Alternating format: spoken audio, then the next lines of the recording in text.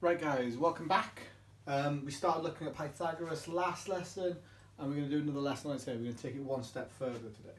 Okay, so just so we know we're on the right line, the formula, okay, a squared plus b squared equals c squared. Okay, that's the formula. We did that last lesson. You need it for today's lesson as well.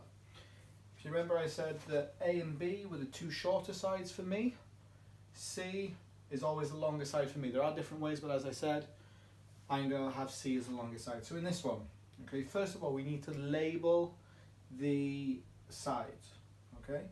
Doesn't matter which way around, so this is going to be A for me, this is going to be B, and that has to be C. Why does it have to be C?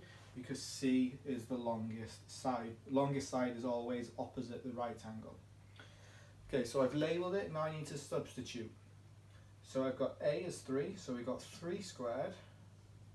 We don't know what B is, so I'm going to leave it as x squared. It's x there. C is 5 squared. Okay. Now, this is where it differs slightly from what we did last lesson.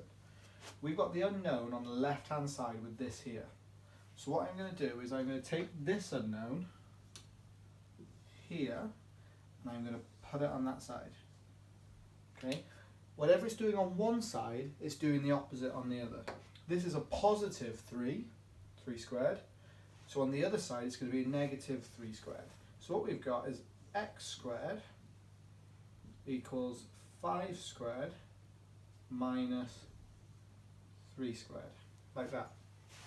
Okay, now we know what 5 squared is. X squared is 5 squared, so 25, minus 3 squared is 9. So 25 minus 9 is 16, so x squared is 16. We don't want to know what x squared is though, we want to know what x is. So x is the square root of 16, so x equals 4. Okay, I'm going to show you on this one as well. First step, always write out the formula. So we've got a squared plus b squared equals c squared. Okay, I'm going to label a and b. Okay, so this one's going to be a, this one's going to be b, and this one's going to be c. C is always the longest side. The longest side is always opposite the right angle. Okay, so step 1, label. Step 2, substitute. So we know that a is x, so we've got x squared, plus b is 6, so we've got 6 squared, and c is 10, so 10 squared. Okay, now at this point I'm going to do exactly what I did here. I want to get the unknown x on its own, so I'm going to take this plus 6 here, I'm going to put it on the other side. If it's a plus 6 on one side, it has to be a negative 6 on the other side. So what we're left with is x squared, we haven't moved that, equals 10 squared, which we haven't moved. This plus 6 squared is a minus 6 squared on the other side. Okay, so x squared, we don't know what x squared is yet.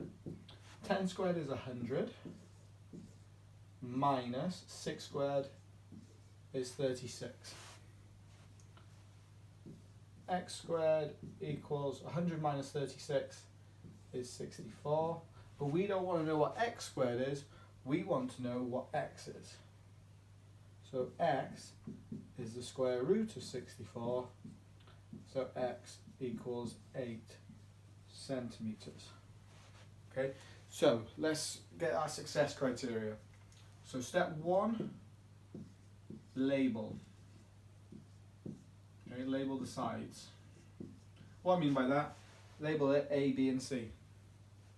Okay, step 2, substitute.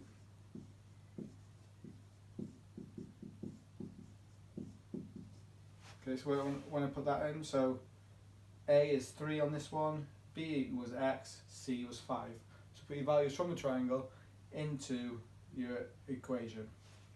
Step 3, rearrange.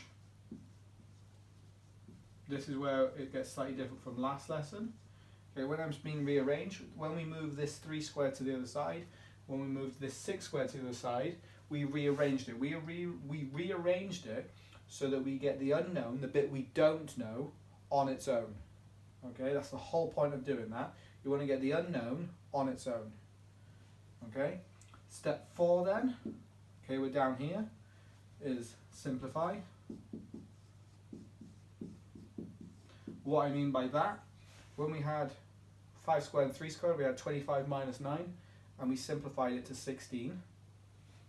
Okay, step 5, which I think was what we had last lesson as step 5, square root. Okay, that there is your success criteria for using Pythagoras to find one of the shorter sides. Okay, that's the steps you need to follow. If you've got any issues, let me know. Otherwise, have a good day, guys.